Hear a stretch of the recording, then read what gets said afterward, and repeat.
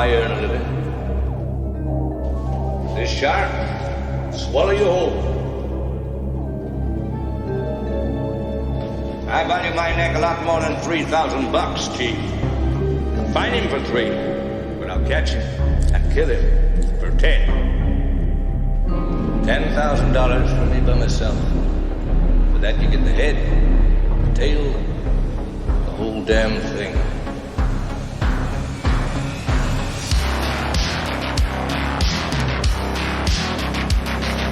You yell shark, we've got a panic on our hands on the 4th of July. Mr. Vaughn, I pulled a tooth the size of a shot glass out of the wrecked hull of the boat out there, and it was the tooth of a great white. A what? You're gonna need a bigger boat. Love to prove that, wouldn't you? Get your name into the National Geographic. No, I'm not saying that this is not the shark. It probably is, Martin. It probably is. It's a man-eater. It's extremely rare for these waters. But the fact is that the bite radius on this animal is different than the wounds on the victim. Get out of that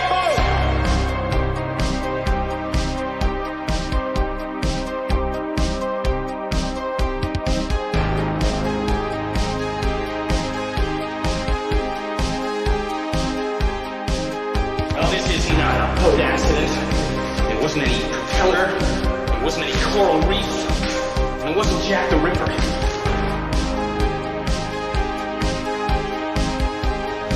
It was a shark. I'll never put on a nice jacket again. Thank you for returning once again into the Jaws obsession, where we are here to share with you, prove to you, convince you, or remind you that Jaws is the greatest movie of all time.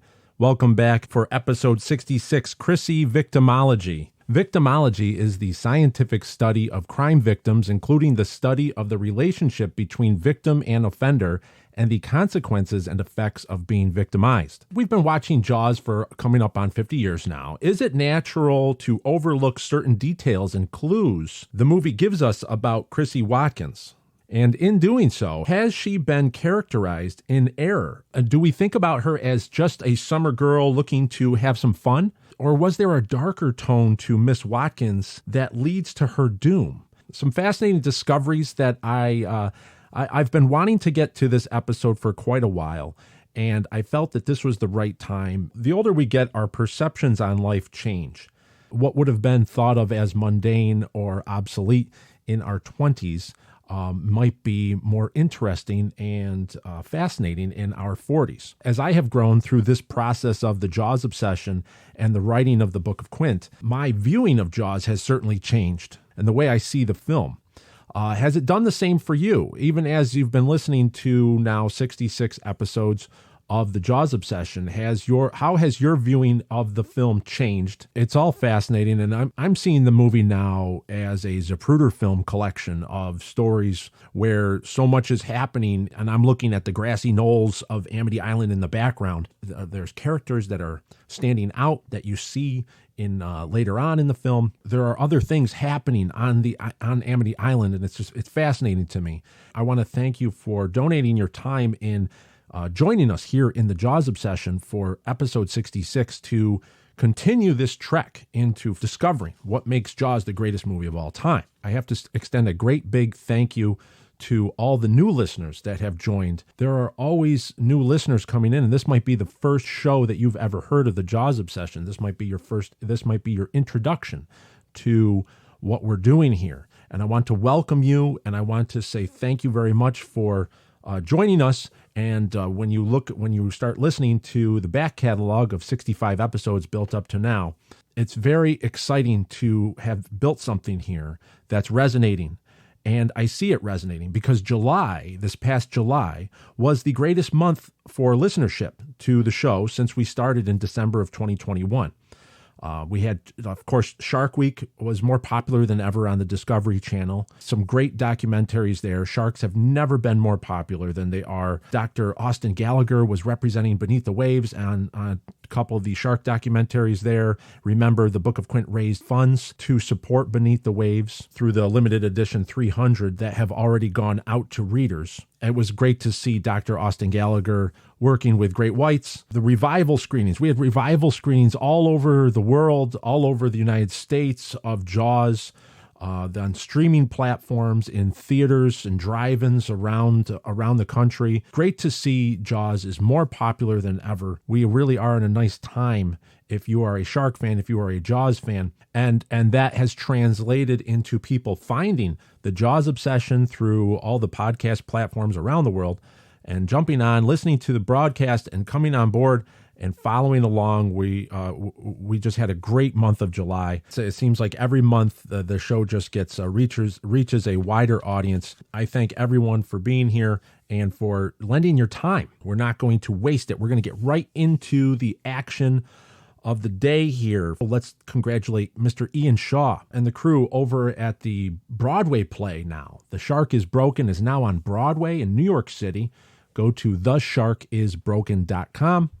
I'll put that link in the description of this broadcast there where you can find ticket information. They now have their official opening and they are going strong 6 days a week all the way to November 19th. So if you can, go to thesharkisbroken.com so you can go see Mr. Ian Shaw portray his father, Robert Shaw, on the set, on a beautiful set, which is a half construction of the Orca. A wonderful play. I was able to catch it up in Toronto at the end of last year, and I can't recommend it enough. So congratulations to them for having a successful launch of that Broadway play. That is not easy. That is not easy to do. You have to realize that is the biggest stage in the land. That's over at the John Golden Theater, 252 West 45th Street, New York, New York.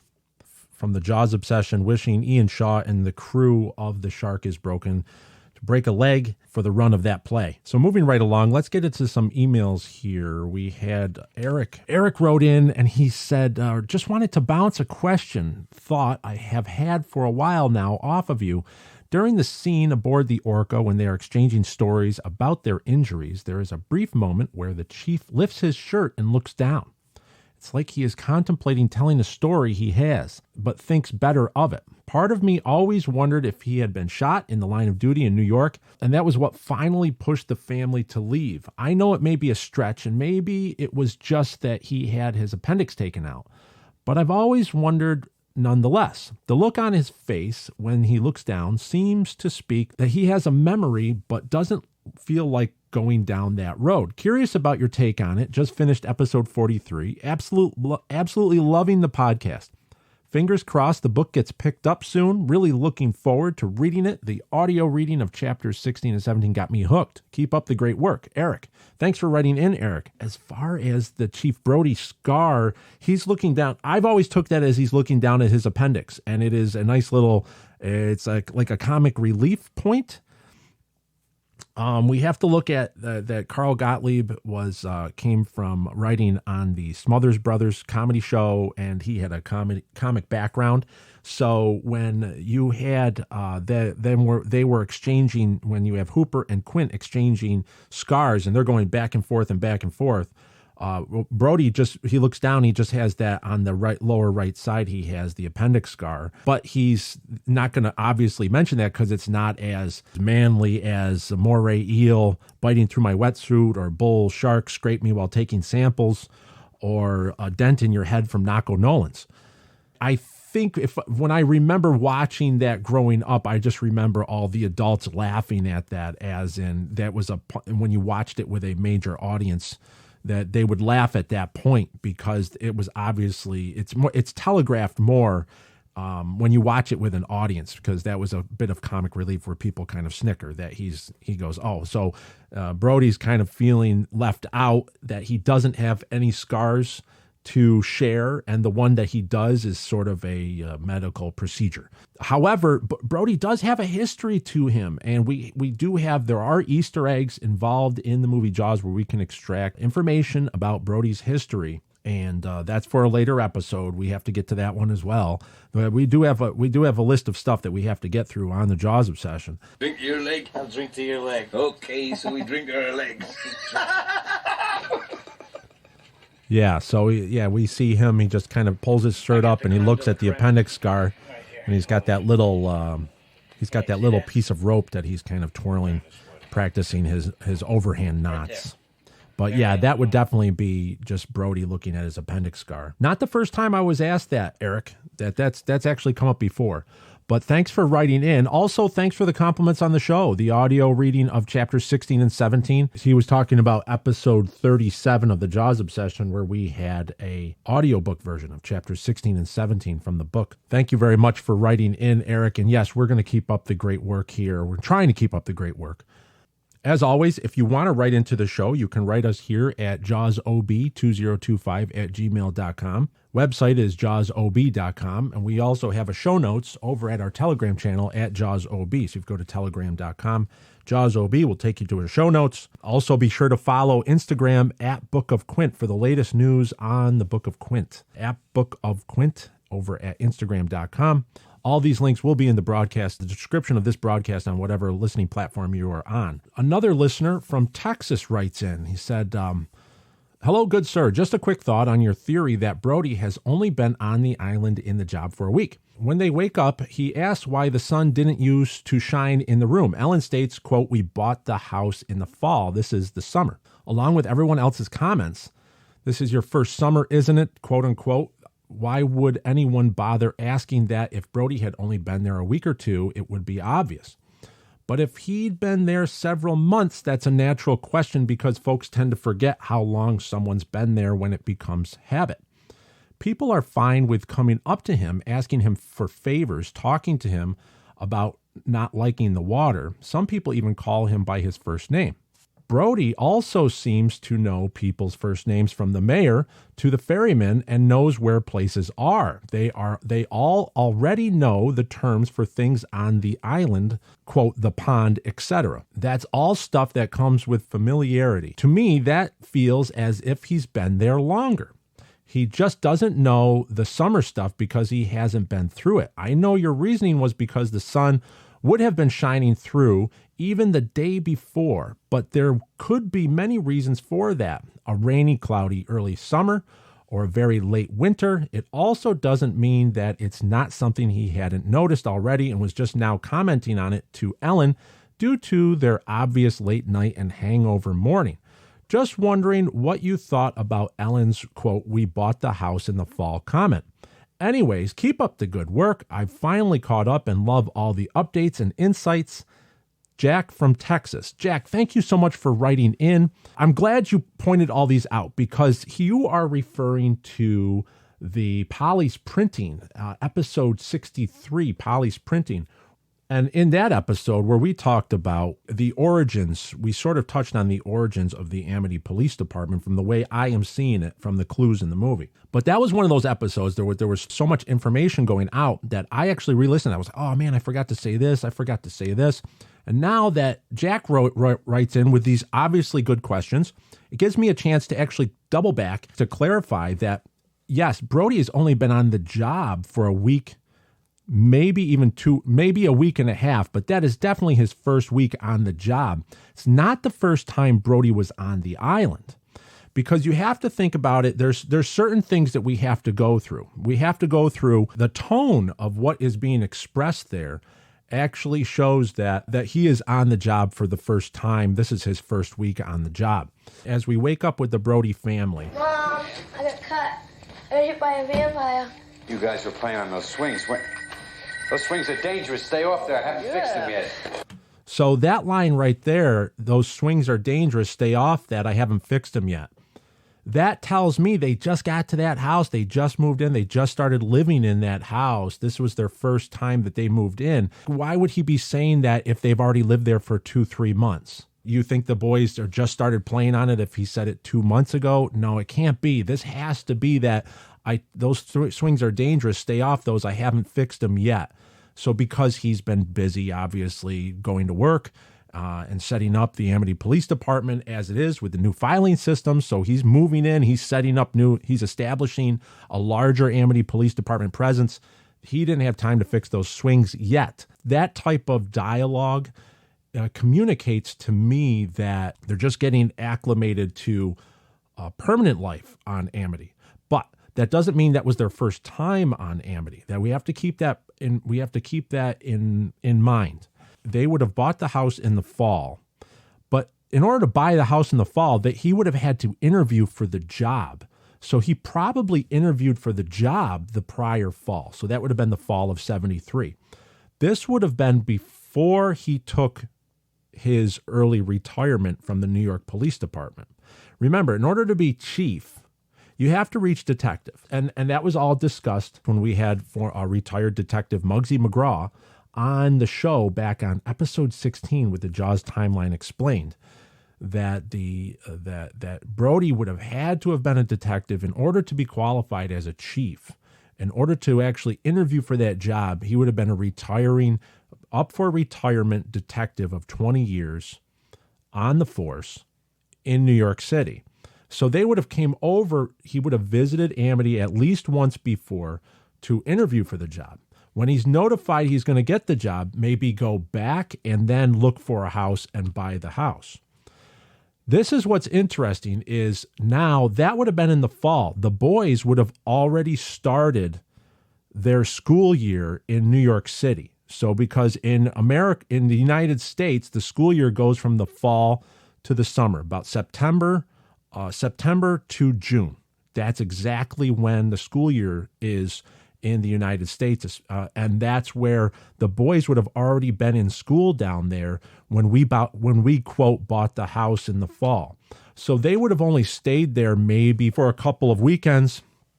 And then they would have went back to go live in New York City and let the boys finish their school out. And then Martin would have taken the early retirement starting in 1974. And then they would have done the series of movements where you would then move your stuff over to Amity because Amity's hard to get to. So if you have a moving van or if you have a truck, it's going to be hard to get to that island. So you're going to want to do it in the least amount of trips possible. I don't see them going back many times, but when Ellen later on at the dinner time, when she references Martin stays in his car. Martin hates boats. Martin hates water. Martin sits in his car when we go on the ferry to the mainland. I guess it's a childhood thing. There's a clinical name for it, isn't there? Drowning. So she says that as in that when we go on the ferry to the mainland, that he sits in his car. That's definitely more than one trip. So they've been on this trip to the mainland from Amity more than 3 times. So there has been an interview process. There has been a looking for a house process. There has been buying the house process. Then there's the moving process. This has all been going on between fall of 73 and now we're here at summer of 74. So in that time, of course, Martin Brody would have been on. Once he knows that he's going to be the chief of police and he's going to get sworn in and take that job, he's obviously going to walk around and he will be introducing himself. He'll be looking at the lay of the land enough to know about what is the pond and the ferry pilot, as well as all the other different members, and various other people. Obviously, the selectmen. The selectmen are Bad Hat Harry. That's why he knows Harry. During the interview process, the selectmen would have been the ones to interview Martin Brody, along with Mayor Vaughn, and then that's when they would have decided to hire him. All very interesting stuff is that the kids would have been out of school at the beginning of June, which was a perfect time to then move the whole family up to Amity Island.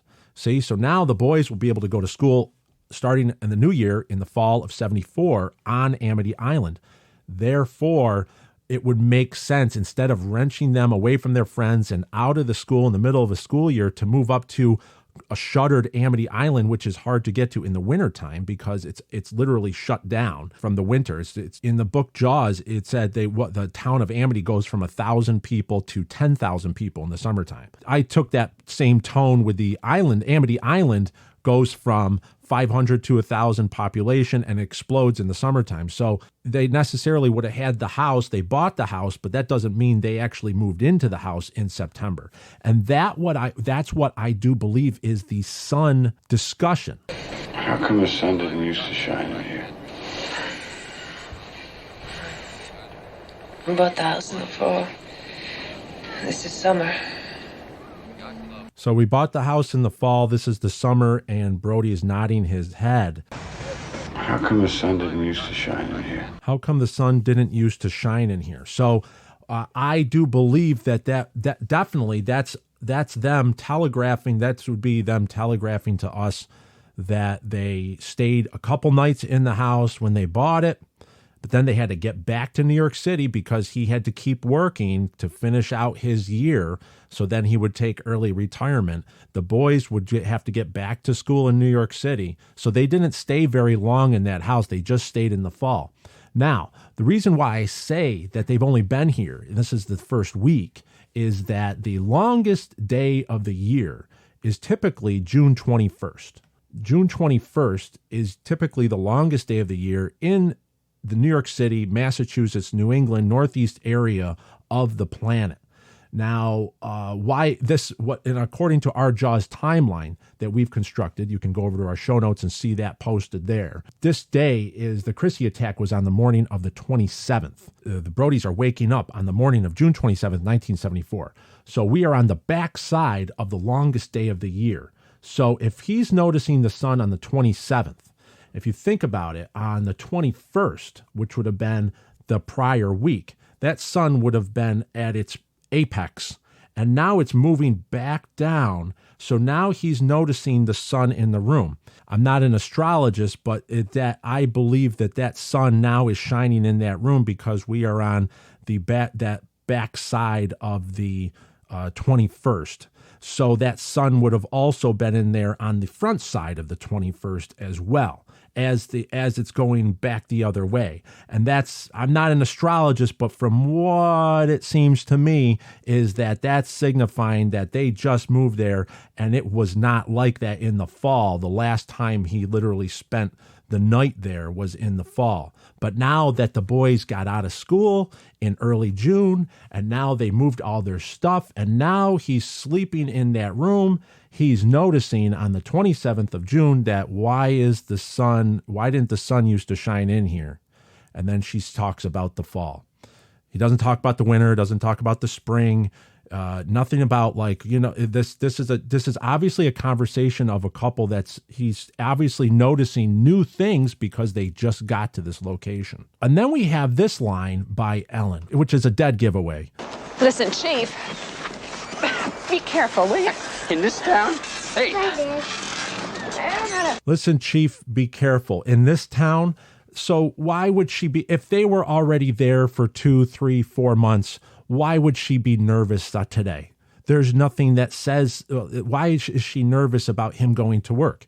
There's nothing that even indicates that she should be nervous if he's already, and then he says, in this town, as in like making a joke about how they've just arrived here and this is definitely not New York City. And that's one of those things where I sit there and I go, no, that definitely tells me that this is his first week on the job in Amity. And she goes, be careful, will ya? I don't think she'd be saying this, be careful, will ya, after 3 months of being there. It just seems to me that this is his first week on there, and that's where he's just kind of like laughing because he's like, in this town, there's nothing to be careful about. It's a walk in the park compared to New York City. That line does not fit. If we were to believe that the chief has lived there, that they have been in this house for longer than a week or 2 weeks, then that line does not fit. It just doesn't fit. These are all things that I wanted to get to in episode 63, but there was so much that you end up saying, oh, I missed that point. I could have driven that point home a little bit more. But all these signs, if you couple with what I'm listing off here with the parts that we're playing about Polly in episode 63, Polly's printing, then we can really draw this conclusion that this is his first week on the job, but it's not his first time on the island. We can't confuse that they have been here a few times before. But for the boys, it would be logical to move your family in summertime as they wrap up their school year, as they wrapped up their grades in New York City, then move them over in the summertime so they can start a fresh year in a new school. It also makes sense that he would have finished his year out 1973, maybe started 1974, and then as he was retiring, taking his retirement, he uses his vacation days. We call that vacationing out.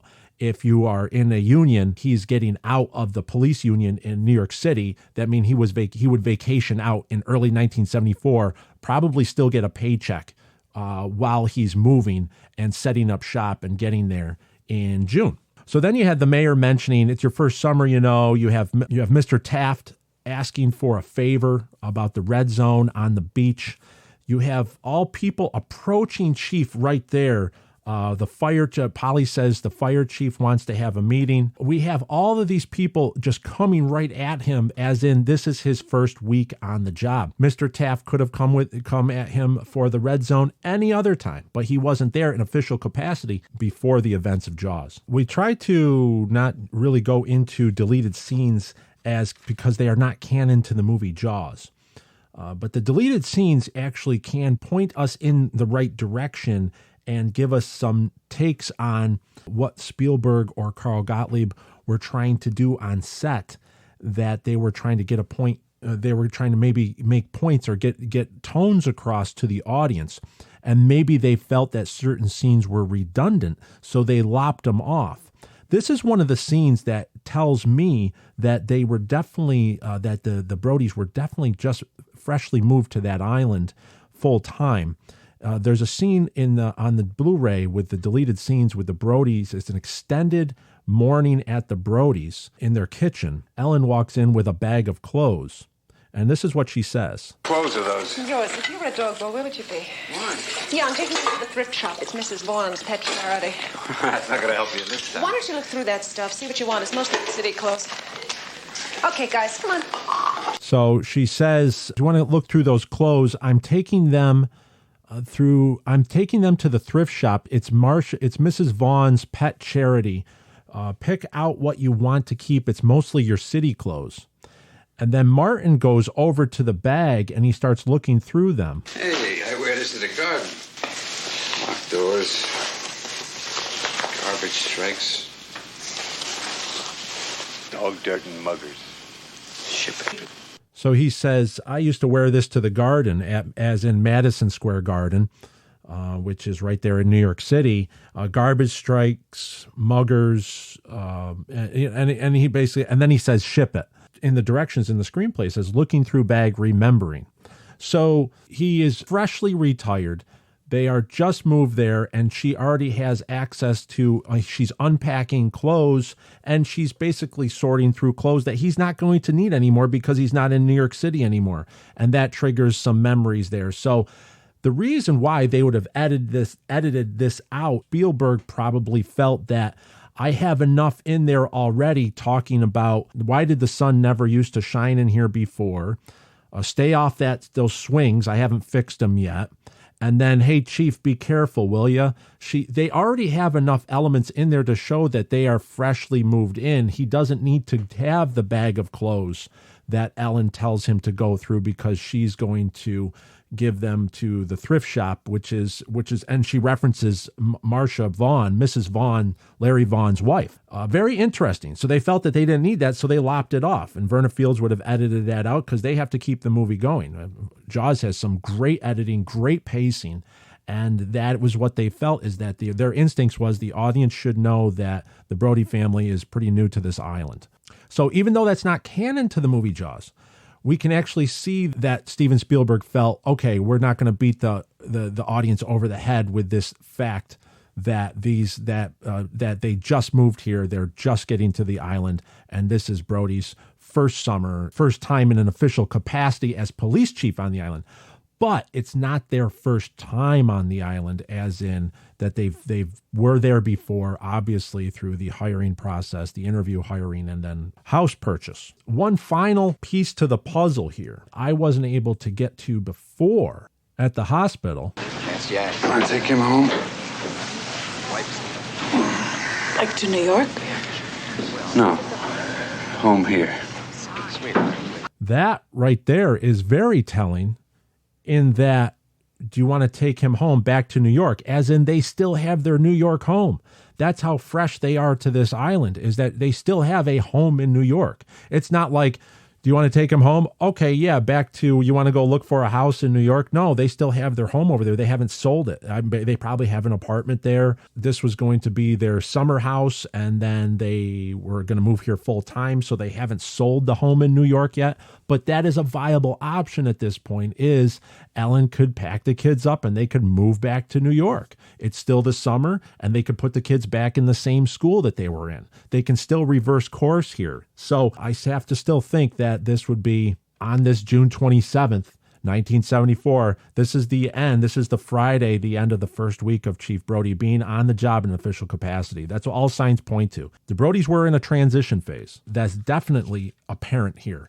They were definitely in a transition phase when the events of Jaws kick off. So thank you very much, Jack from Texas, for writing in, for allowing me to clarify some of the comments that I made from the Polly episode, from Polly's printing. It was great to have a second chance to add in some of these new elements that I wasn't able to get to in episode 63. Very interesting stuff. Love going through this stuff. Because the more we get to know these characters, the more we get to realize, the more we get to enjoy Jaws, the more details that we extract from the film. I find this stuff fascinating, and I just I relish in the opportunity to go over some of these things. If you ever have any questions, you can email me here at jawsob2025@gmail.com. We're not beyond constructive criticism here at the Jaws Obsession, because you can't get better if you're not constantly analyzing yourself to see if you could do the job better. Allison writes in, she said, "Hi, Ryan. I do like your earlier episodes, but I do find that you are moving away from Jaws and focusing far too much on the Book of Quint. I do wish you well with the project, which sounds fantastic, but recently a large majority of the episodes are taken up with the Book of Quint, leaving less and less time discussing Jaws. Maybe the podcast should be renamed the Quint Obsession. Anyway, I have the utmost respect for your commitment, and I wish you well. Very best regards, Allison from Sheffield, England." Allison, I want to thank you very much. And I wrote Allison back indicating that, yes, it is. I have been noticing when I do these episodes, I've been trying to walk a fine line. There's a happy medium that I'm trying to find here with these episodes where if I go too heavy on if I have a heavy on the Book of Quint topic, then I try to pepper in some emails and talk about Jaws.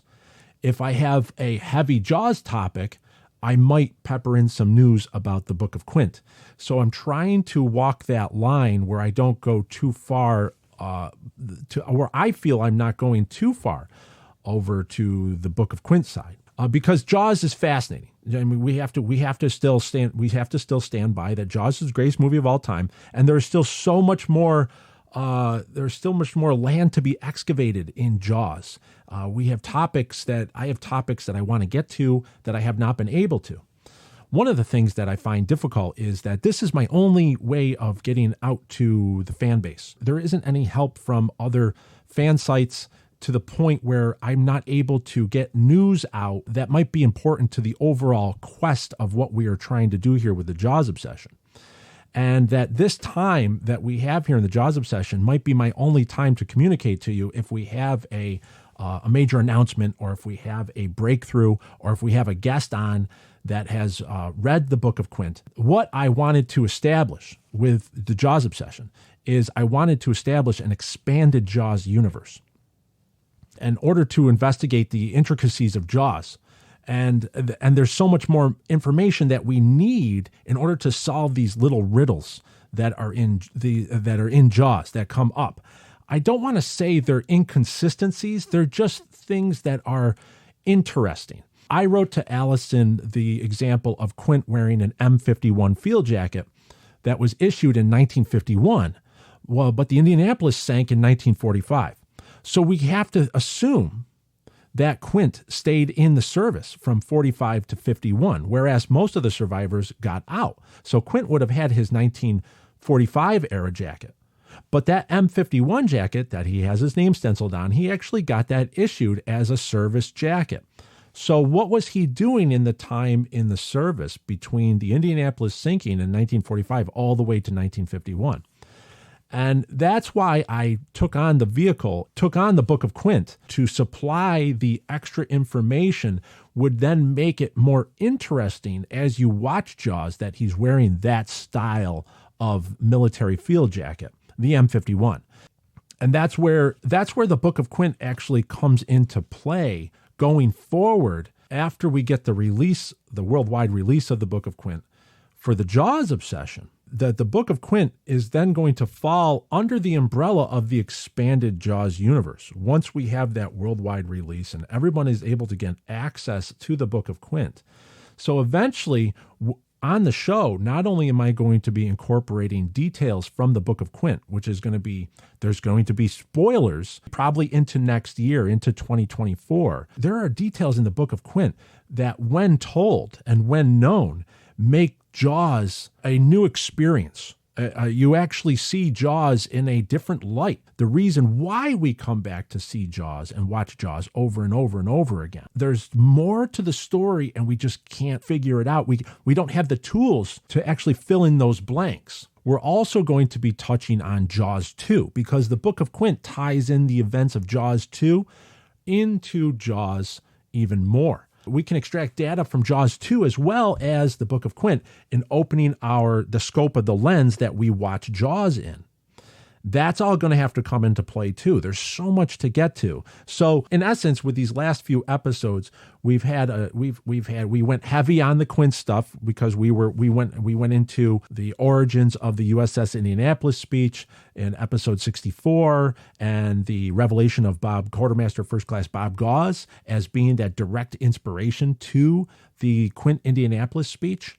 That was an amazing episode. I was able to get to some emails about the 50th annual regatta and the history of Amity Island. So there is a fine line to walk, and I would just ask you to bear with me. And Allison's not the only one. I've received comments on YouTube. Maybe sometimes I go too heavy into Book of Quint that I lose some of the topic of the episodes. How do you feel? Because going forward, we're going to incorporate Book of Quint more into the Jaws obsession as well as Jaws 2, and we are going to be analyzing scenes in Jaws using that information that those bring together. We're also going to be analyzing Jaws 2. In essence, what this is going to become is the Jaws obsession. It really is the Jaws universe obsession, and that's what we're going to be looking at.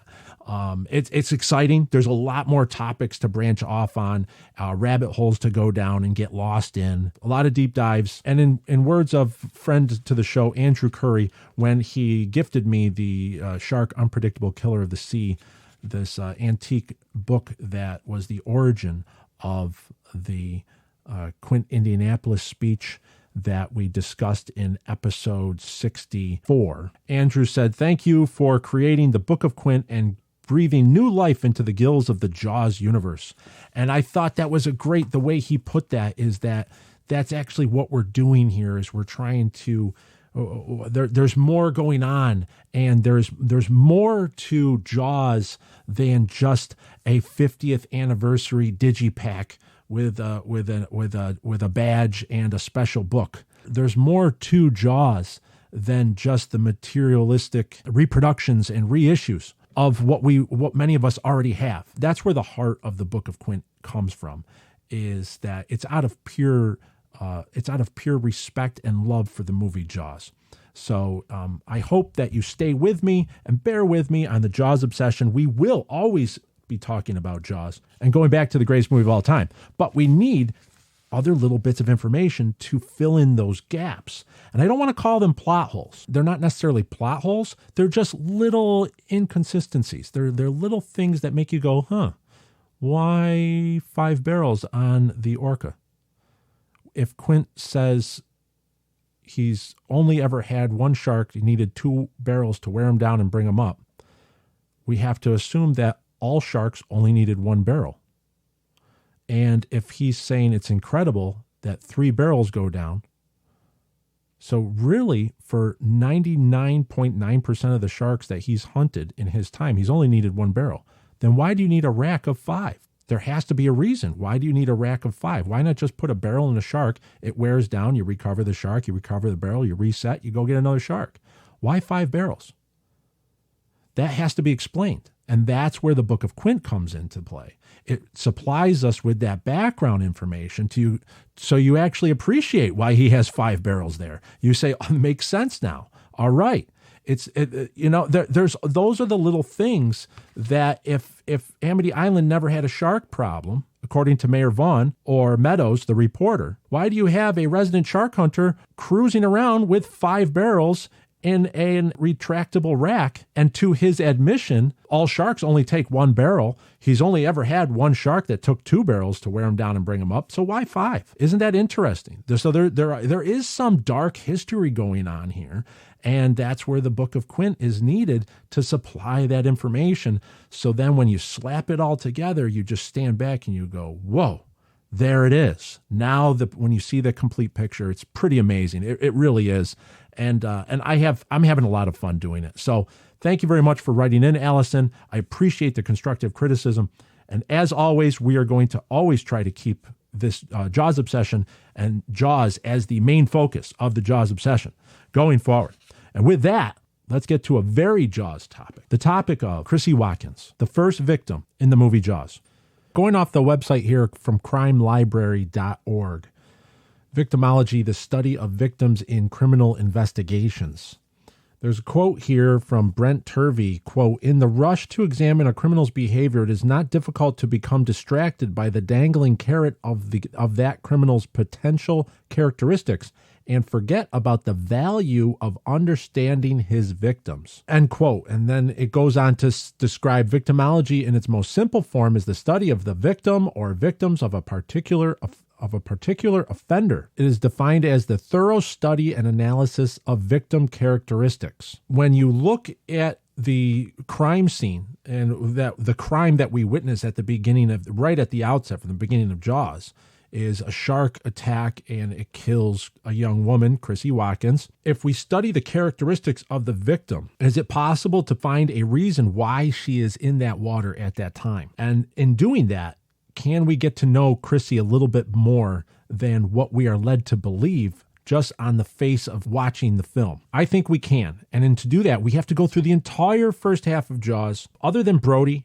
we have 4 different people reference Chrissie Watkins. We need to go into what details are extracted out of there. All of this research is not just for the Jaws obsession, it's also to expand the Jaws universe. This information is going to play a lot more into events later on as we get into 2024 and 2025. This is one of those times where I didn't feel I wanted to talk about this, but I felt that it's important to sometimes realize that even the smallest characters can actually lead to bigger stories. And that's what I'm focusing on going forward with an expanded Jaws universe. This episode might be one of those moments where we actually can see things evolving into something, into a larger picture, into a greater understanding of the Jaws universe.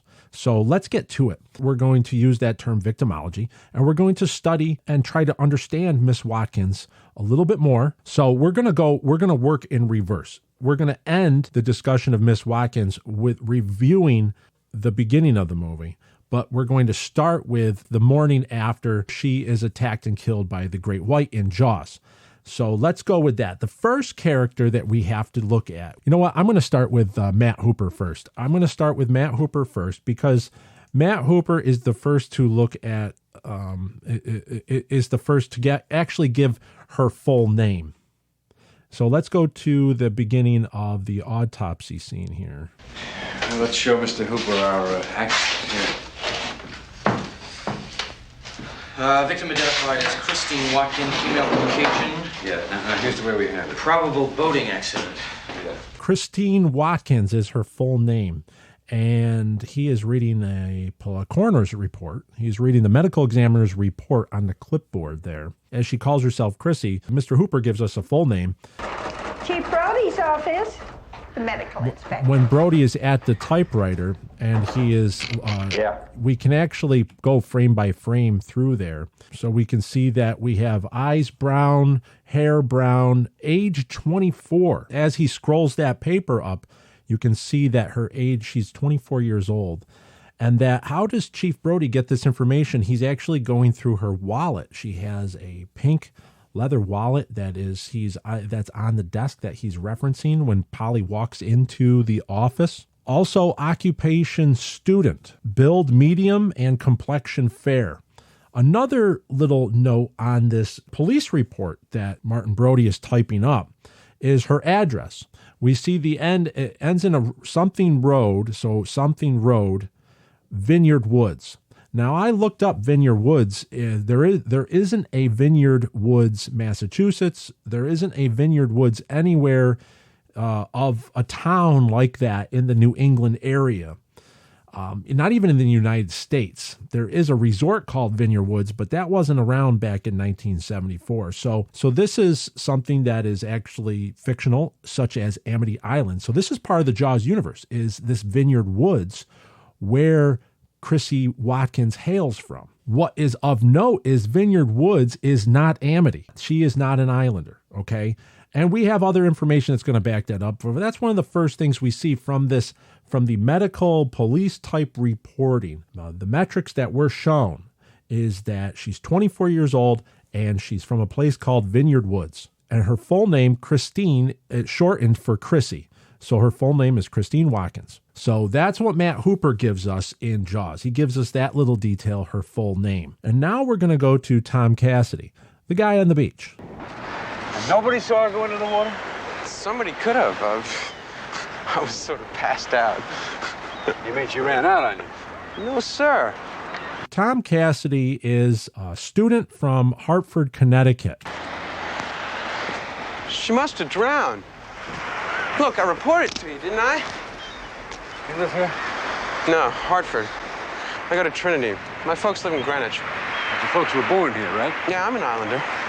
So he goes to Trinity College, which is in Hartford, Connecticut. And he talks about his folks were born here. What's very interesting here is that if he is a student at Trinity College, he is at tops 21 or 22 years old. Christine Watkins is older than Tom Cassidy. That's what the information we're seeing here is that Chrissy Watkins is 24, Tom is 21, 22 at the most. He could be 20. So she is older than him. Keep that in note. That's very interesting. He talks about his folks there. I moved off when my dad retired. You an islander? No, New York City. You here for the summer? Now, in the screenplay, this little exchange between Brody and Cassidy is a little longer. The screenplay describes Cassidy as, it says, Brody fingers the missing girl's shoes, purse, and clothes. In the daylight, Cassidy misconducts himself, wavering between inflated maturity and tear-blown adolescence. So there's a longer scene here, and that can be found on the Blu-ray, on the deleted scenes. Christine what? Worthington. You don't remember her name? What's the name of those, what's that name for people who come over from the mainland? Tourists and summer dinks? That's it. So you picked her up at the ferry. How many were in the group? About 20 of us. Spent the night on the beach? Most of it. Nobody saw her go into the water? Somebody could have. I was sort of passed out. So we have him talking about he's trying to remember her last name. He couldn't remember her last name. He also says, Brody says, you picked her up on the ferry. And he says, yes, there was 20 of us. In the screenplay, it says, Brody asks, you picked her up on the ferry? Cassidy, I didn't know her. Brody, and nobody else saw her in the water? Cassidy, somebody could have. I was sort of passed out. So Brody says, you think she might have run out on you? Cassidy says, oh, no, sir. I've never had a woman do that. I'm sure she drowned. It's a little arrogance by Tom Cassidy, thinking that no one's ever going to run out on him. Like, no, that's not going to happen to me. She's got it. She must have drowned. A girl wouldn't leave me on the beach. That's what it fits with the arrogance that the description in the screenplay is describing him as a young adolescent and arrogant. Certainly, Christine Watkins does not fit that description. She's older. She's already 24. She's 24 years old. She meets them on the ferry. So she's not part of this group. She is a loner at this point. In the book, Peter Benchley has them already as a couple, and they come out of a house that they're staying at. And they're holding hands, and they're doing all stuff that couples do. In this is the first time meeting, is that they've never met before. He doesn't even know her name, really. That has to be taken into note here when he says that, yeah, I'm an islander. My folks live in Greenwich. Your folks were born here, right? Yeah, I'm an islander. So when he says, yeah, I'm an islander, he's distinguishing a difference from Chrissy Watkins, that Chrissy Watkins is not an islander. He would have said, I'm an islander just like Chrissy was. He would have added that information there. He would not have said, like, we've seen each other around before. No. She's definitely not from Amity Island. She's not an islander. She's not from Amity Island, according to Tom Cassidy here. She's also older than him. He's admitting he's a student. We know from her driver's license that Martin Brody's typing in the report that she's 24. All things to keep into note here. There's also a little bit more information in the screenplay that this exchange actually talks about the group that's on that beach that we open up Jaws with. Let's listen how Tom describes the group. You an islander? No, we're upset. You here for the summer? Yeah, me and some friends got a house. What are you paying? Oh, $1,000 each. It's 5 of us. $100 a week, food, booze. It's pretty expensive. It's not bad. So he says, I'm going to go back to the screenplay now. Brody says, you're here for the summer. Cassidy says, some friends and me took a house. Brody, what do you pay for a place just for the summer? Cassidy says $1,000 a piece, something like that. There's 5 of us, and we each kick in $100 a week for beer and cleaning, stuff like that. Pretty stiff. He says, yeah, it's not that bad. In the screenplay, it's described as around a blazing bonfire, a group of young men and women, beer cans, or maybe a keg in evidence. The group is swapping sentimental alma maters, weepily singing Eastern Ivy League anthems, Dartmouth, Cornell, Harvard, Penn, etc. What that group is supposedly supposed to be are college students staying on the island for the summer. They came across on the ferry, and Cassidy's saying that's where they found Chrissy Watkins. So you picked her up at the ferry. How many were in the group? About 20 of us. So you picked her up on the ferry. How many were in the group? About 20 of us. That clue, even though it's not canon to the film, okay, it still is not needed because earlier in the movie, we see Chrissy sitting over by herself. We'll get to that a little bit later on, but let's all just keep that in mind that Tom Cassidy, he's a young student, as were many of those people all sitting there around the campfire on the beach. Chrissy was older than all of them. That's what I'm guessing at, is that because of the screenplay description that they are college students and they're supposed to be singing alma maters of colleges, different Ivy League schools, that these are from wealthier families, and Chrissy is not part of that group. So we have to keep that in mind, that she's older than all of these kids. The next person that references Chrissy Watkins is Mayor Vaughn. Now let's go to see what Mayor Vaughn says. How does he reference Chrissy Watkins? Martin, a summer girl goes swimming. Swims out a little far. She tires. Fishing boat comes along. It's happened before. I don't think you appreciate the gut reaction people have to these things. Harry. So that's very interesting. He calls her a summer girl. So we know that she's not an islander. There is no attachment of Miss Watkins to Amity Island that they have in their record books.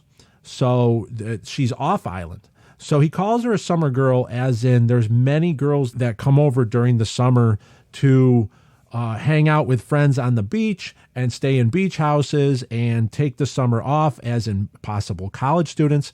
I still think it's interesting that Chief Brody has her listed as a student, as occupation.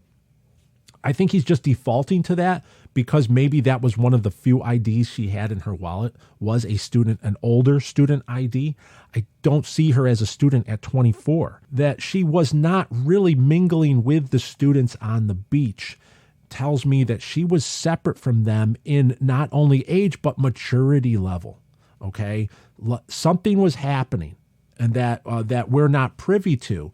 But Mayor Vaughn, he's automatically labeling her as a summer girl, as in someone who's just comes over for the summer just to relax and have fun. And there's plenty of them, and they come out. One might swim out a little far, tire, and a fishing boat comes along, and then Meadows comes over and says, it's happened before. This has always been an interesting, great scene in the movie, because there's a lot of political jockeying going on here, where you have a tug of war over the narrative, controlling the narrative. That's what Mayor Vaughn's always been about, controlling that narrative. And Meadows is right back there. He's backing him up. But what we have is that label Summer Girl is not just a throwaway label. What Mayor Vaughn is doing is he is pigeonholing her into someone who's obsolete. She's not an islander. He's dehumanizing Chrissie Watkins at this point. And that's how he's getting psychologically, that's how he is getting into Brody's head. As in, this happened before, and these things are going to happen. This is your first summer, you know. These things are going to happen, and you got to learn to control it. It's all very interesting. So now that we know that, we're putting clues together here. Who is the fourth character that references Miss Watkins? You guessed it. That's Mrs. Kittner. Mrs. Kittner on the dock. Let's go to that part right here. I just found out that a girl got killed here last week. And you knew it. You knew there was a shark out there. You knew it was dangerous, but you let people go swimming anyway. So she says, I just found out that a girl was killed here last week. Now, that leads us to, this would have been when Mrs. Kittner confronts Chief Brody. We have that on Wednesday, July 2nd. So that fits in here with a girl got killed here last week. That would have been June the 27th, Friday.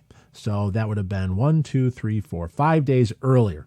So and that's very interesting is that she says, a girl got killed here last week. I just found out a girl got killed here last week. As it's just a girl, but she just found out.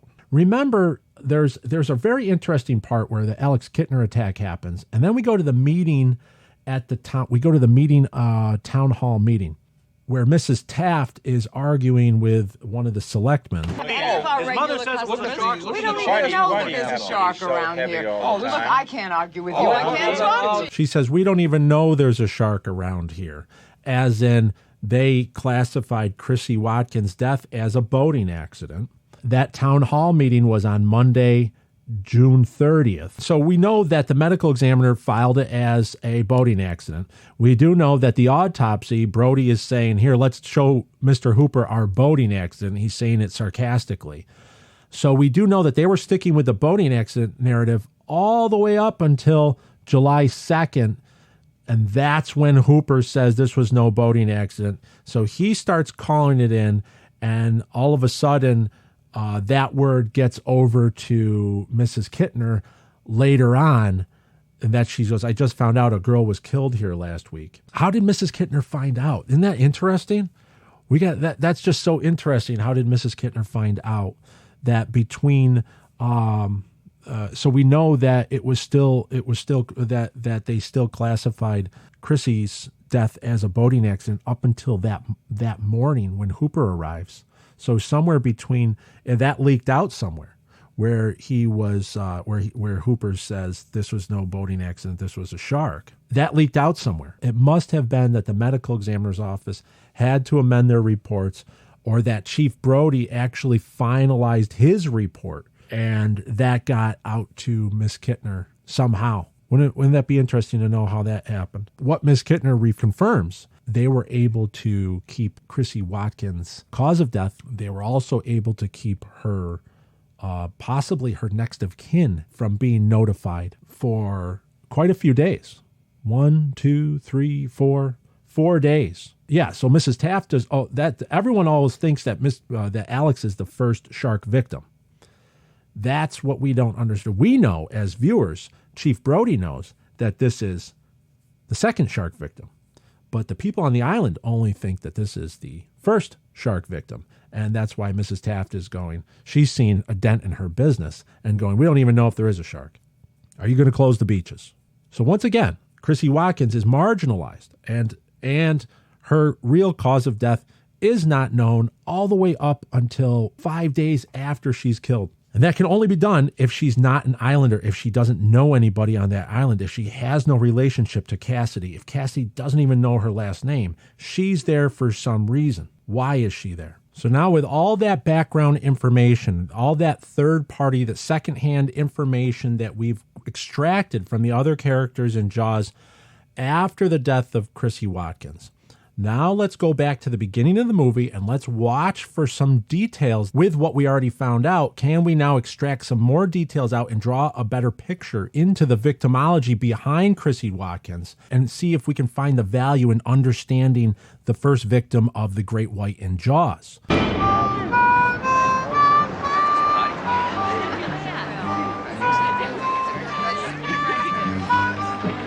So immediately we start off with that they're around the campfire, but we know these are all college students. According to Cassidy, according to the screenplay, we know that they're supposed to be singing alma maters, but this gentleman is having a guitar solo. But what we do notice right off from the bat is that everybody is paired up. You have couples, you have friends together, you have people that know each other. Most people are there. Everybody kind of knows each other. They're discussing. They've already met each other on the ferry ride over. And then we come to Tom Cassidy with his back to everybody. He's sitting over by the keg of beer. He's had one too many. He's got his Falstaff beer cup, smoking a cigarette, and he's looking over at a loner that's sitting off to the side. We have to remember the age of the people that are in question here. These are his college friends, and they all put their money together, and they have a house over here. So a lot of them are also friends that came over, and they're all staying at a nearby house. And then we get the first image at 2 minutes and 1 second into the movie. We get the first view of Chrissie Watkins. She's sitting off to the side by herself, and she is smiling. She smiles over at Tom Cassidy. Tom Cassidy smiles back. Now right there, at 2 minutes and 9 seconds, if you play that part over again, there is a slight screech of a seagull and a crash of a wave, and Chrissy looks over to the water. That's very important. Let's run that back one more time. He smiles at her.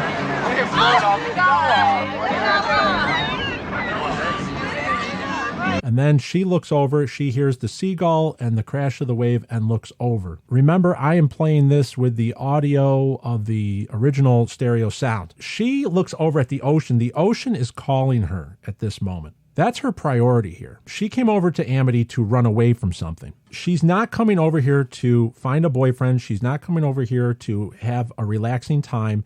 She isn't coming over here for long term. She left on short order, and she is over here for one thing and one thing only, and that's the ocean. If you look at the wide shot, the establishing shot, as Tom Cassidy walks over to Chrissy and he kneels down in the sand and they have a few words, you can see all the people have bags, extra clothes, they have blankets. They have packed for a long stay. They have packed not necessarily for camping. The guy brought his guitar. They brought stuff, and they're going to go to a house and sleep the night. So there's a lot of belongings. But what does Chrissie Watkins have? She has nothing. She only has her light blue blazer. She's wearing a sweater, jeans, shoes, and she has a small purse. That's it. There's no other bags around her. She doesn't look like she was even eating. She's just sitting off to the side. Now remember, she's 24 years old. The fact is that Cassidy never says she was a student. He never says, oh yeah, she goes to this school. He just met her on the ferry. That's it. And he never really even talked to her. She's just seen her attach along with the group. But because she's separated, she's almost looking at everybody in a nostalgic sense. that all these kids are still in college, that this is their summer away from whether it was sophomore or junior year or even senior year. But she is beyond that because she's older than everybody here. And that look off to the water means that that's her concern. That's what she came out to Amity for. I describe Amity Island as the outlier island where people run away to get to. They're running away from something. Is it possible that Chrissie Watkins was running away from something, leaving a part of her life, and that she just did it on a whim just to come out here? This is obviously the first time that Tom Cassidy is engaging her in conversation. This is his first time actually approaching her, just because of the exchange looks that they don't know each other up to this point. So after a few words, Chrissy immediately gets up and she starts running up the hill. Tom Cassidy goes, "What's your name again?" She says, "Chrissy." So that means that's what he was taught. That's what he asked her down at the hill. He asked her name. She says it's Chrissy, but then she gets up and just starts running. What's your name again? Chrissy, Where are we going? swimming. Slow up. Slow down. I'm not drunk. Slow down. Wait. Now, there's something interesting. We have to, if we remove ourselves from the moment, where we actually, on the face, it looks like Chrissy's there to just have fun. It's not. Because what's happening here is there's no hint of self-preservation. There is no hint of thinking that she's going to come back. Chrissie Watkins starts running. She removes her jacket and her purse, and she throws it on the top of a fence. And she keeps running. Then she's removing one shoe, and she throws it. She doesn't go to one area and remove all her stuff in one place. She's just throwing it left and right. There's nothing that signifies that this is a passionate run of passion or anything like that. There is something else going on here that she is absolutely just throwing caution to the wind and throwing stuff everywhere. I don't think she was like this in normal life. I don't think she went over to Amity and said in the middle of the night, after midnight, I'm going to start throwing my stuff everywhere and I'm just going to run into the water. And I don't care who knows it. I don't care. I just think she was acting on impulse because there is something much more going on that she is running from, that something happened in her life, that this is almost a destructive moment with Miss Watkins, is that she is not really thinking about preserving her well-being. She just threw away her wallet and her purse. Now she's throwing her shoes. She doesn't even care where they are. She's just going to start running. And I understand that it seems like she's there to have fun, but she's older than Cassidy. There's something more going on here. And she's never met these people before. She doesn't know who they are. She's not trying to make a good first impression, obviously. And I know this was a different era, but even back then, girls would have friends they would travel with. Friends would watch out for them. They would have a support network of some sort. You don't go off by yourself and put yourself in this situation unless there's some trouble happening. I'm coming! I'm definitely coming! Whoa! Hold up! What?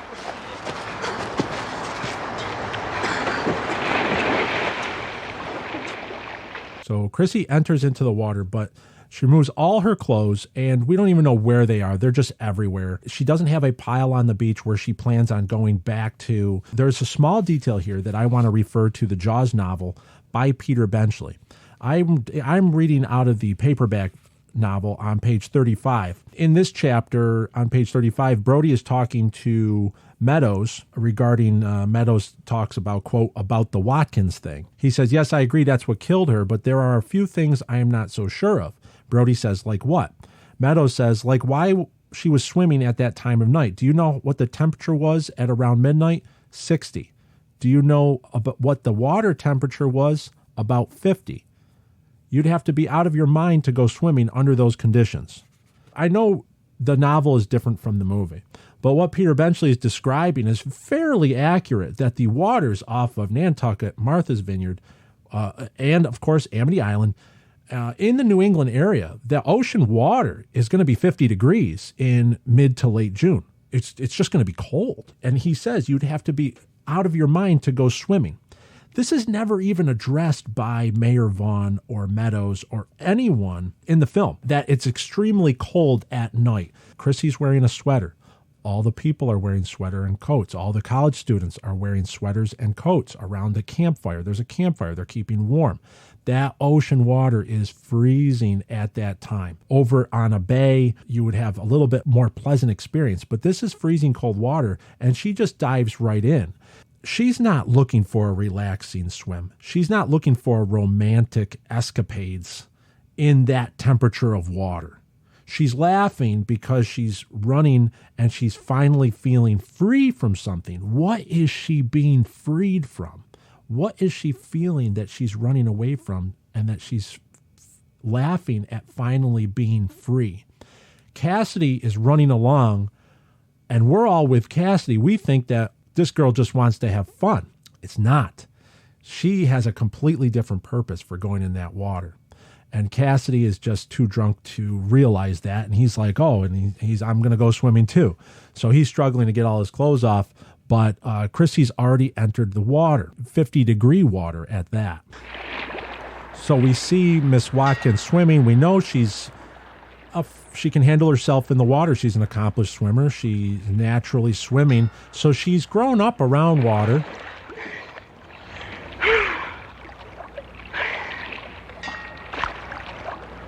Come on in the water! Take it easy. Take it easy. So now that she actually entered the water, now she's actually going to turn around and reference Cassidy, come on in the water. That's interesting. She's kind of almost sobered up from this freeing feeling that the ocean gives her at that moment because it's so freezing cold. And she turns back, come on in the water. She's swimming way far out. And I think this is just the allure of the ocean. There's something else on her mind, and she's just laughing at the young boy, the younger guy over there, the young man who's anywhere from 3 to 4 years younger than her, struggling to get in the water. So she ignores that and keeps swimming because Cassidy's not the main purpose. The main purpose is her getting in that water. What was she running from?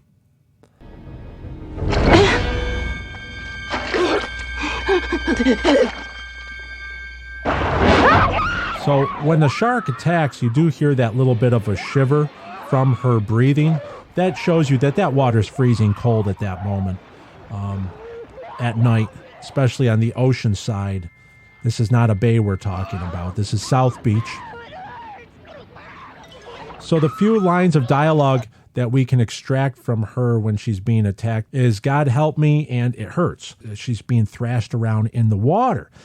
The key is right here where the shark brings her to where the shark drags her through the water and she's carried to the buoy.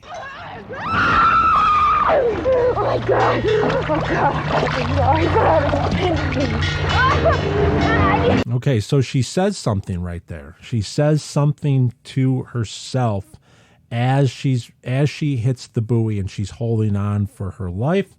What does she say? Let's listen to that again. Oh my God! Oh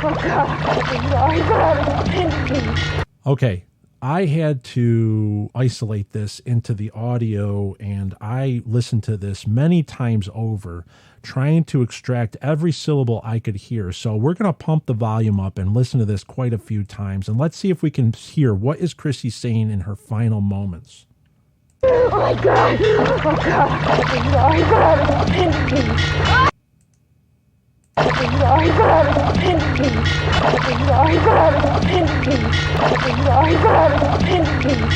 What do you think that is? Let's go into slow motion. Now let's listen to let's slow her voice down and let's try to extract exactly what she's saying. Oh my God! Oh God!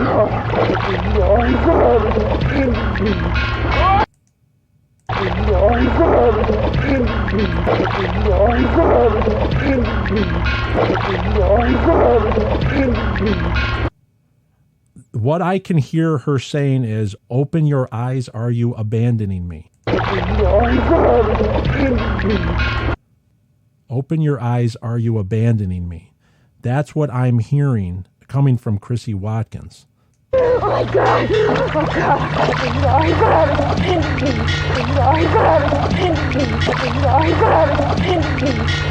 Oh God, open your eyes. Are you abandoning me? Now, is she saying this to God? Is she saying this to Tom Cassidy, who's laying on the beach? Open your eyes. Are you abandoning me? Is that what she's running from? Was she abandoned by someone? And that is what is on her thoughts and mind in the final moments of her life. And then, gruesomely, she's dragged from the buoy.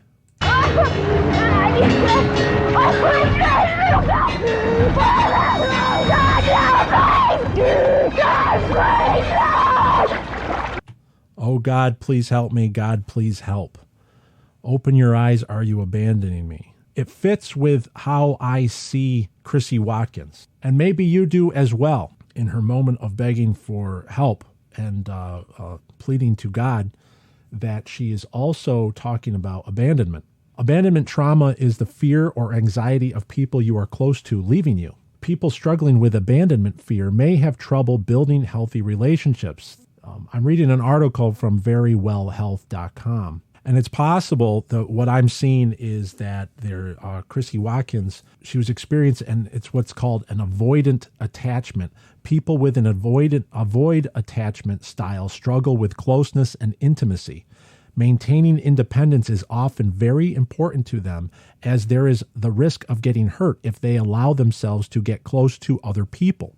So once she was approached by Tom Cassidy, she immediately gets up and runs to the ocean. Maintaining independence is very important, and there is a risk of getting hurt if they allow themselves to get close to other people. So there's an avoid attachment style that Chrissie Watkins is experiencing. And that is why the word abandonment, in what it sounds like, comes out from her in her final pleads of life, is that is what has happened. What did she abandon, or who abandoned her, in order to make her run away and get on a ferry and go to the farthest island possible on that morning of June 27th, 1974, for her to run into 50-degree water, something completely illogical, not comfortable, very painful, quite actually, and for her to be in the place where she gets attacked and killed by the shark.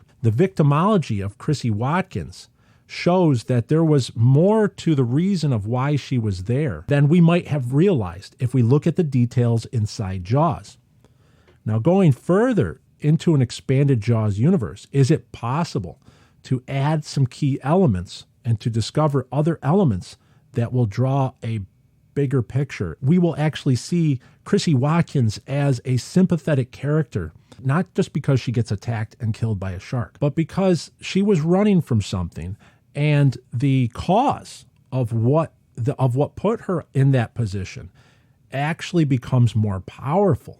And it would be really interesting to explore that cause. I failed to mention the role of Chrissie Watkins is played by the wonderful Susan Back-Linney, who was only 27 years old. As a stunt woman specializing in swimming work, she was also an animal trainer. Without her convincing performance, would Jaws have been as great of a movie as we know it to be? So Miss Back-Linney's performance is one for the ages here. And it's so convincing that even as I watch now, even in doing the research, I see these characters as real people, real lives inside a real universe. And it should be noted that it's played wonderfully by the actress Susan Back-Linney. The clues that she gave in her performance lead us that show that there is much more depth to the character of Chrissie Watkins than we might realize. Thank you very much for listening and exploring the furthest regions of the expanded Jaws universe with episode 66, Chrissie Victimology. Show me the way to go home. I'm tired, I want to go to bed. I had a little think about an hour ago, and it's gotten right to my head. Wherever I may roam, by land or sea or home. Well, that was a heartbreaker of an episode. That's one of those episodes that just sneak up on you. I didn't realize where we were going to go with that until I started doing the research. And that's one of those amazing things about Jaws, is that the more you look inside the details, the more amazing a film it actually becomes. The movie Jaws is copyrighted property of Universal Studios. Any references and sampling from the movie Jaws in this episode is intended to fall within Section 107 of the Copyright Act. The copyrighted materials are fairly used for the purposes of criticism, comment, reporting, teaching, and research. The materials used here are protected by the fair use guidelines of Section 107 of the Copyright Act. All rights reserved to the copyright owners. Show me the way to go home. I'm tired, I want to go to bed. I had a little think about an hour ago, where it's gotten right through my head. Wherever I may roam, by land or sea or home. So remember to, if you like this episode, remember to follow it on whatever podcasting platform you're listening on. And if you could, give us that 5-star review. Click that thumbs up button, because all those reviews do help in pushing the algorithm to get the show out to other listeners that might not know we exist. It's great. Jaws Obsession is growing every day, and it's great to have new listeners. So if you could help us do that, that would be surely special. Also, you can follow Book of Quint at Book of Quint over at Instagram.com for all the latest news. We're expecting some big announcements very soon. Thank you very much for listening. Until next week, farewell and adieu, and show me the way to go home.